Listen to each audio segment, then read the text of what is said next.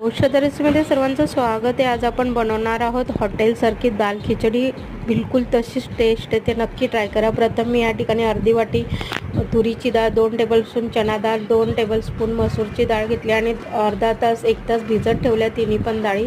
नंतर कुकरमध्ये थोडे तूप टाकले आणि आलं असं लांब कापून टाकलं आणि जिरं टाकलं आणि डाळ स्वच्छ धुवून तिन्ही पण डाळी शिजवून घेतल्या कुकरमध्ये।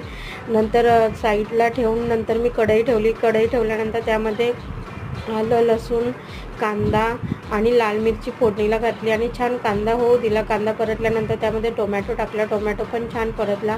नंतर त्यामध्ये धना जिरा पावडर, लाल मिरची पावडर, गरम मसाला टाकला आणि छान मसाला परतून त्यामध्ये गरम पाणी टाकले। गरम पाणी टाकल्यानंतर मसाला छान शिजू दिला। नंतर त्यामध्ये शिजवलेली डाळ टाकली।